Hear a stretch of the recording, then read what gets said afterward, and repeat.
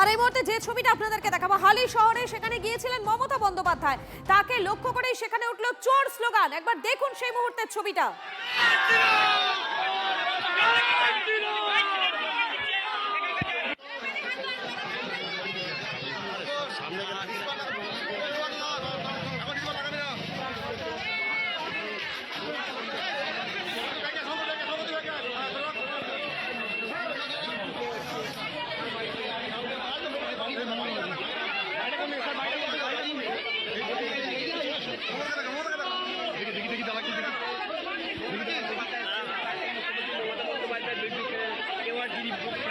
তার বাড়িতে এসছে, তার সাথে দেখা করছে,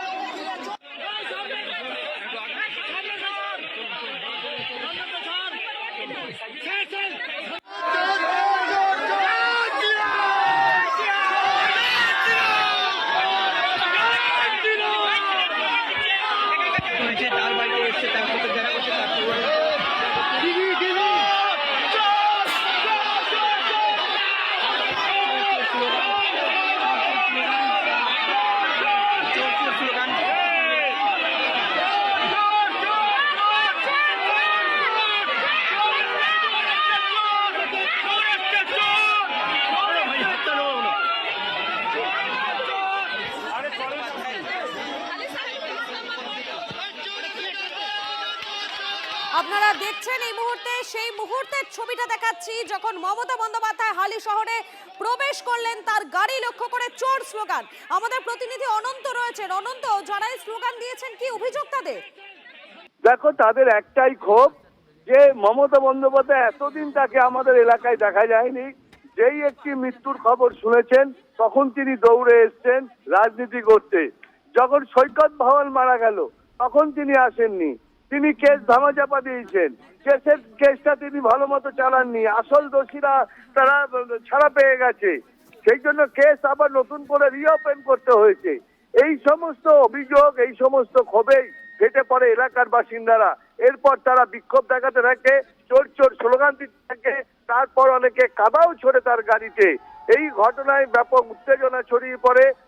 বিশাল পুলিশ বাহিনী এসে পুরো পরিস্থিতি সামাল দেয়। তবে দেখো, এই ঘটনা কিন্তু হালি শহরের বুকে কেন, কাছাপাড়ার বুকে কেন, এই জেলার বুকে মমতা বন্দ্যোপাধ্যায়কে এইভাবে পিছু হটতে হচ্ছে, এটা কিন্তু প্রথম। এবং এটা কিন্তু নজিরবিহীন ঘটনা যে এই জেলায় এসে মমতা বন্দ্যোপাধ্যায়ের একসময় গড় ছিল, সেই গড়ে তার এই গড়ে যেমন সুবোধ অধিকারী ছিল এখানকার ডাকাবুকো সে এমএলএ, তার আগে সোমনাথ শ্যাম এবং পার্থভৌমিক যে এলাকা, সেইখানে এর আগেও একবার 2019-এ মমতা বন্দ্যোপাধ্যায়কে আসতে হয়েছিল দলীয় কর্মীদের ঘরে ঢোকাতে। তুমি আমাদের সঙ্গে থাকো অনন্ত। এই মুহূর্তে আমরা দেখাচ্ছি, আপনারা আরো একবার দেখুন। মমতা বন্দ্যোপাধ্যায় যখন ঢুকলেন হালি শহরে নিহত তৃণমূল কর্মীর বাড়িতে, তিনি যাবেন বলে, পরিবারের পাশে দাঁড়াবেন বলে যখন তিনি যাচ্ছেন, তখন তাকে লক্ষ্য করে চোর স্লোগান। দেখুন একবার। যেতে থাক, যেতে থাক। যেতে থাকবে না, বাড়িটা পিছনে আছে। গাড়িটা দাঁড়িয়ে যাওয়া উচিত হবে না, দাঁড়িয়ে যাওয়া ঠিক হবে না। বাড়িটা কোথায়?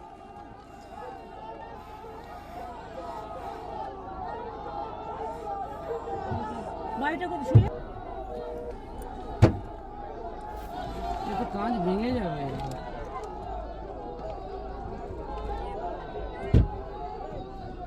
এটা কে মারছে রে? এত সন্ত্রাস মানে দিদি শিওর যে জেনিকে ওরা সরিয়ে দিয়েছে। না না, এই করতে করতে হবে, করতে হবে তো। ওই ছেলেটা পালিয়ে গেছে, মানে ও ঠিক আছে, ওরা মার্কে ঠিক আছে, ছেলেটা রাস্তা দেখাচ্ছিল। ছেলেটা তো হাওয়া হয়ে গেল, মানে ওই ভিড়াভেড়িতে। ওকে জিজ্ঞেস কর কোথায়।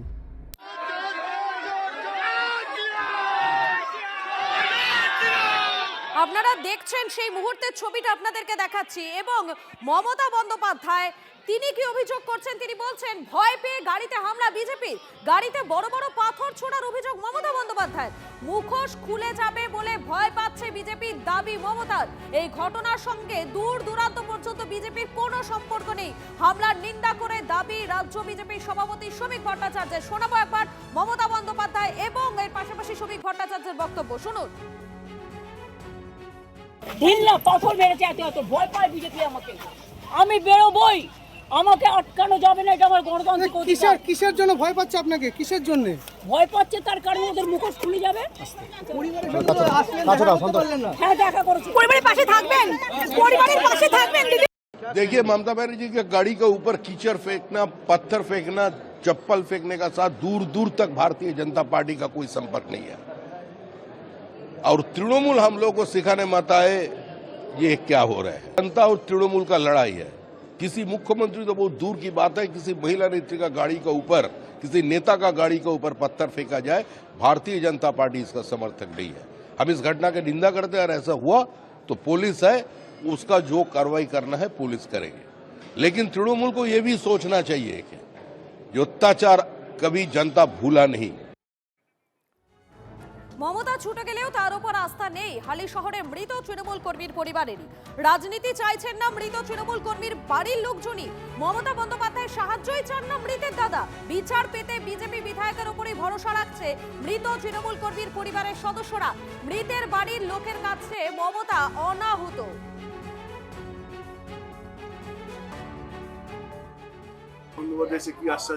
কোনো আশ্বাস না, আমি ওনার সাথে কোনো আশ্বাস চাইনি, কোন দরকার নেই, আমার ভাই তো চলে গেছে। আমি চাইবো আমার লোকাল বিধায়ক আমাকে সাপোর্ট করুক, আমি এইটা পেয়ে যাই, আমি বিচারটা পেয়ে যাই। আশ্বাস তো আমাদের কি করবেন, আমরা ওনার সাথে কোনো করতে চাই না। কোনো এলেন, ওনার কর্তব্য, উনি এলেন, অসুস্থ কিছু হয়ে পড়েনি, পিটিয়ে মারা হয়। থানার মধ্যে 3rd ডিগ্রি টর্চার করা হয়েছে, যার জন্য হার্ট ফেল হয়তো করেছে। কারণে গ্রেফতার হয়েছে কারণ তো আমরা বলতে পারবি না, এটা পুলিশ বলবে। মমতা বন্দ্যোপাধ্যায় ডেকেছিলেন আপনারা? না, আমরা কেন ডাকবো? তারা এলে যে উনি এলেন, উনার ব্যক্তিগত ব্যাপার, উনি নিজের মতো নিজে বললেন, আমি কিছু বলার অবস্থায় ছিলাম না তখন। আপনারা শুনলেন মৃতের পরিবারের সদস্যরা তারা কি বলছেন। তারা বলছেন যে মমতা বন্দ্যোপাধ্যায় ছুটে গেলেও তার উপর যে আস্থা নেই হালি শহরের এই মৃত তৃণমূল কর্মীর পরিবারের সদস্যদের, তা কিন্তু এই বক্তব্যের পরে স্পষ্ট হয়ে যাচ্ছে। তারা রাজনীতি চাইছেন না, কোনো রকম রাজনীতি হোক তারা চাইছেন না। মৃত তৃণমূল কর্মীর পরিবারের সদস্যরা অন্তত এমনটাই বলছেন। মমতা বন্দ্যোপাধ্যায় সাহায্যই চাচ্ছেন না মৃতর দাদা। আরো একবার জানাবো আপনাদেরকে, মমতা বন্দ্যোপাধ্যায় যাদের পাশে দাঁড়ানোর জন্য ছুটে গিয়েছিলেন সেই পরিবারের লোকজনই চাইছেন না কোনো রকম রাজনীতি হোক, অন্তত এমনটাই দাবি করছেন মৃতের দাদা। আমাদের সঙ্গে সরাসরি রয়েছেন আমাদের প্রতিনিধি সৌরভ গুহ, রয়েছেন একেবারে কালীঘাট থেকে সরাসরি। সৌরভ, মমতা বন্দ্যোপাধ্যায় যে পরিবারের পাশে দাঁড়ানোর জন্য ছুটে গেলেন, যেখানে গিয়ে তাকে চোর স্লোগান শুনতে হলো, সেই মৃতের পরিবারের সদস্যরাই চাইছেন না কোনো রকম ভাবে এর মধ্যে রাজনীতিটা জড়িয়ে পড়ুক।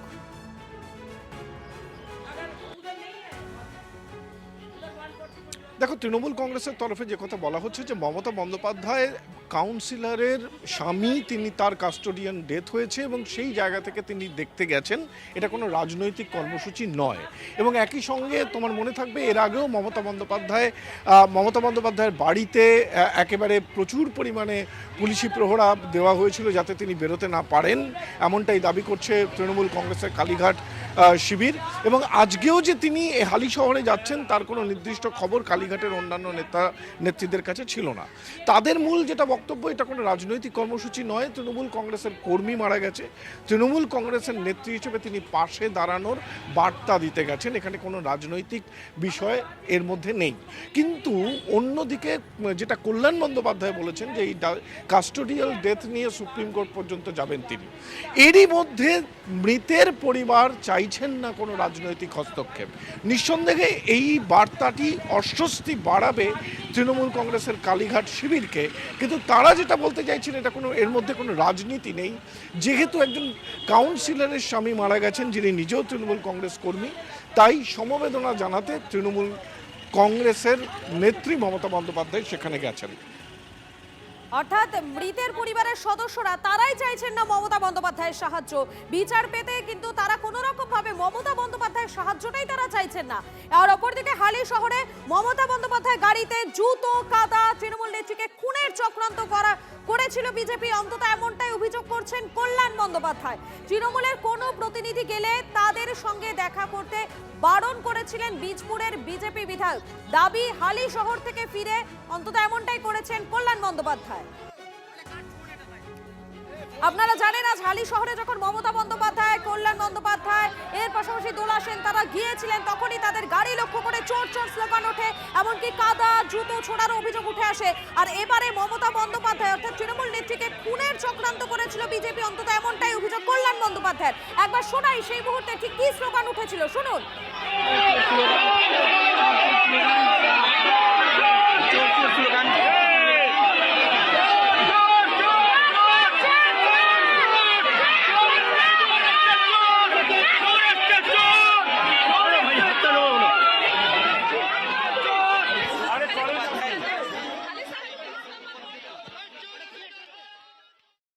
তো আমরা যখন যাই তখন ওই কাজরাপাড়াতে বিজেপির কর্মীরা যেভাবে বড় বড় পাথর মমতাদির গাড়িতে ছুঁড়েছে, যে গাড়িতে পাথর ইট বিভৎসভাবে মানে কন্টিনিউয়াসলি যেটাকে করে গেছে এবং গাড়ির সামনে অবস্ট্রাকশন ক্রিয়েট করেছে। যারা পেশে ওখানে ছিলেন তারা নিশ্চয়ই কিছু কিছু দেখেছেন, হয়তো সবটা দেখতে পারেননি। যেভাবে গুন্ডাগিরি করেছেন এবং যাতে মমতা বন্দ্যোপাধ্যায় না যায় এবং অশ্রাব্য ভাষায় তারা ব্যবহার করে, বিজেপির যা কালচার সেই কালচার অনুযায়ী ব্যবহার করে। তা সত্ত্বেও আমরা যখন যাচ্ছি মানে প্রতি পদক্ষেপে বাইরে থেকে হু করে লোক নিয়ে এসছে এবং আমাদের যাওয়ার আগে রাস্তাতে প্রায় 1 ঘন্টা আমাদের আটকে রেখেছিল ট্রাফিকের জন্য। আমি জানি না কি কারণ কোনো ট্রাফিকে, সেই সময়তে পুরো ক্রাউডটাকে ওরা অর্গানাইজ করে নিয়েছিল এবং এরা বড় বড় পাথর দিয়ে মেরেছে এবং আজকে মমতা বন্দ্যোপাধ্যায়কে ওদের হত্যা করার উদ্দেশ্য ছিল। টার্গেটটাই ছিল মমতা বন্দ্যোপাধ্যায়কে কীভাবে শেষ করে দেওয়া যায়। ভীষণভাবে বড় বড় পাথর পড়েছে এবং যদি কাঁচটা খোলা থাকতো তাহলে আজকে এই মাথার কোনো পোর্শন দেখতে পেতেন না আপনারা, মানে বাঁচত না আর কি, বাঁচার কোনো সিন নেই।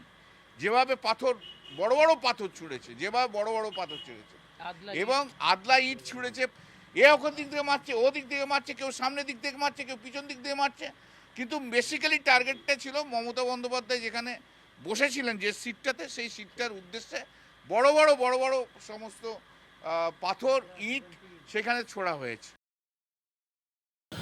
হ্যাঁ, মমতা ব্যানার্জি অনেক দোষ করেছেন।